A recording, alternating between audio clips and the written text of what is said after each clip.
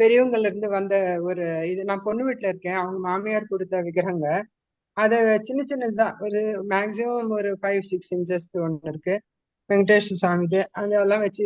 அப்புறம் என் பொண்ணு சத்யநாராயண பூஜை பண்றப்போ விஷ்ணு இது, விஷ்ணு இது லக்ஷ்மி இது ஒண்ணு வச்சு வெள்ளி இதை வாங்கி பூஜை பண்றா. அதெல்லாம் நான் எனக்கு ரொம்ப பூஜை பண்றதுல ரொம்ப இன்ட்ரெஸ்ட். நான் பண்ணிட்டே இருக்கேன். பொண்ணு வீட்டில தான் இருக்கேன் நான். ஒரு ஒரு தடவை நாங்க இது காலஹஸ்திக்கு வரப்போ சின்னது ஒரு 1/2 இன்ச்சு இது வெறும் லிங்கம் வாங்கி திங்கக்கிழமை பூஜை பண்ணிட்டு இருந்தோம். பால் போட்டு அபிஷேகம் பண்ணி பூஜை பண்றது, லிங்காஷ்டகம் சொல்றதெல்லாம். திடீர்னு எங்க வீட்டு பின்னாடியே எங்க வீட்லயே மண்ணு செடியெல்லாம் இது எடுக்கிறப்போ மண் நோண்டப்போ அங்க சின்ன நாக படக்க, அது ஒரு 2 இன்ச்சஸ் லென்த்து.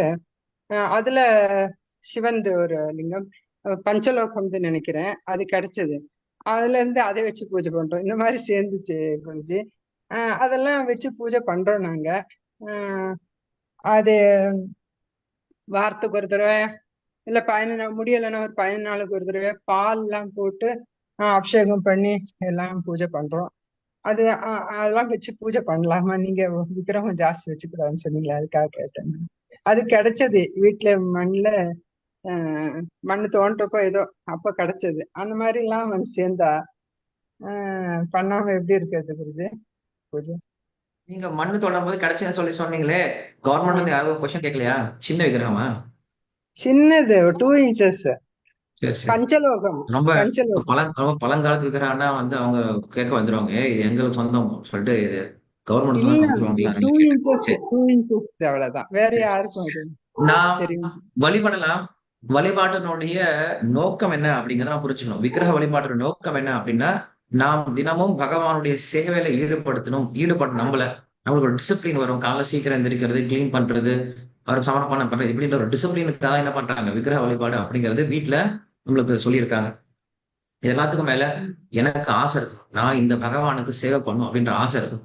அந்த ஆசையோட வழிபட்டோம் அப்படின்னா அந்த விக்கிரக வழிபாடு பூர்த்தி ஆகும். ஆசை இல்லாம வெறும் கடமைக்காகவோ இல்ல அதுவே ஒரு சுமையா மாறி போயிடுச்சு, என்ன பண்றது, செஞ்சுதான் ஆகணும், வேற வழி இல்ல, கொண்டு வந்துட்டோம் வீட்டுல இருக்கு அப்படின்ற அந்த சுமையா வழிபட்டோம் அப்படின்னா அது நம்மளுக்கு பலனை கொடுக்காது. மாறாக அது நம்மளுக்கு அபராதம் தான் கொடுக்கும். அதனால பகவான் எல்லா இடத்துலயும் தான் இருக்கார். பகவான் இல்லாத இடமே கிடையாது. அது வீட்டுக்கு பின்னாடி தோட்டத்துல இருந்து ஒரு சின்ன விக்கிரகமா வந்தாலும் சரி, இல்ல பக்தன் மூலியமா வந்தாலும் சரி, நம்மளே கடையில போயிட்டு நம்ம கடையில ஒரு ஒரு விக்கிரகத்தை பாக்குறோம், பார்த்து நம்மளுக்கு ஆசை வருது, இதை வாங்கலாம் அப்படின்னு ஒரு ஆசை வருது, அதை வாங்கிட்டு வந்தாலும் சரி. ஸோ எல்லாமே வந்து பகவான் மூலியமா தான் நமக்கு வந்தது நம்ம அர்த்தம் தான். நமக்கு எல்லா ஆசையும் கொடுத்துட்டு தான் இருப்பாரு. பட் அந்த தகுதி நம்ம கிட்ட இருக்கா?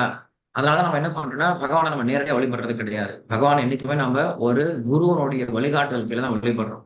பகவான் அதான் சொல்றாரு, நீங்க நேரடியா என்கிட்ட வராதீங்க, ஒரு குருவனுடைய வழிகாட்டுதல் கீழே வாங்கன்னு தான் சொல்றாரு. ஏன்னா நமக்கு நேரடியா பகவானுக்கு சேவை பண்றதுக்கு இன்னும் போதுமான ஞானம் வரல. அதனால நம்ம என்ன பண்ணணும், ஒரு குரு கிட்ட கேட்கலாம். நமக்கு கிடைச்ச உடனே என்ன பண்ணலாம், நமக்குன்னு ஒரு குரு இருந்தாருன்னா அந்த குரு கிட்ட கேட்கணும், இந்த விக்கிரகத்தை நான் என்ன பண்றது, இதை நான் எப்படி வழிபடுறது, இவங்களை எப்படி வழிபடுறதுன்னு கேட்கலாம். அவங்க சொல்லுவாங்க, நீங்க வழிபட்டாலும் பரவாயில்ல, இல்ல நீங்க இந்த கோயில கொடுத்துருங்க அவங்க வழிபடட்டும், இல்ல இந்த நபர்கிட்ட கொடுத்துருங்க அவங்க வழிபடட்டும், என்ன பண்ணுவாங்க, நம்மள கைட் பண்ணி விட்டுருவாங்க. சோ இதுவும் வந்து நாம புரிஞ்சுக்க வேண்டியது. நம்முடைய கோட்பாடு என்ன அப்படின்னா, வழிபடுறது முக்கியம், ஒரு குருவனுடைய வழிகாட்டுதல் கீழே வழிபடுறது அப்படின்ற ஒரு டிசிப்ளின் கீழே நம்ம கொண்டு வரணும். அதுதான் நம்ம கத்துக்க வேண்டிய மிக முக்கியமான விஷயம். மற்றபடி வீட்டுல வழிபடுறது தப்பெல்லாம் கிடையாது. நம்மளால ஸ்டாண்டர்டை ஃபாலோ பண்ண முடியும் அப்படின்னா கண்டிப்பா ஃபாலோ பண்ணலாம்.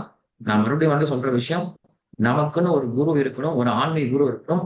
அவர் நமக்கு பர்மிஷன் கொடுக்கணும், இதை செய்யலாம் பர்மிஷன் கொடுக்கணும். பர்மிஷன் கொடுத்தாரு அப்படின்னா நம்ம என்ன பண்ணலாம், அதை ஆட்டோமேட்டிக்கா ஒர்க் பண்ண ஆரம்பிச்சோம், அதை ஆட்டோமேட்டிக்கா யூஸ் பண்ண ஆரம்பிச்சிடலாம், வேற ஒண்ணும் கிடையாது.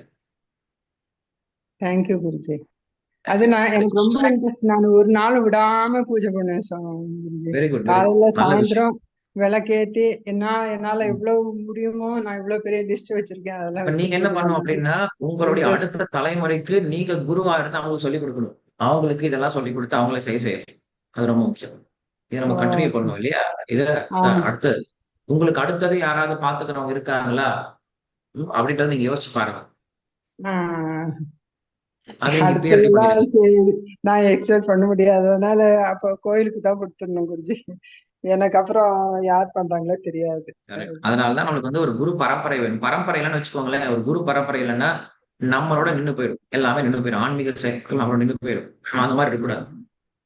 தொடர்ந்து வரணும். Okay okay, thank you Guruji.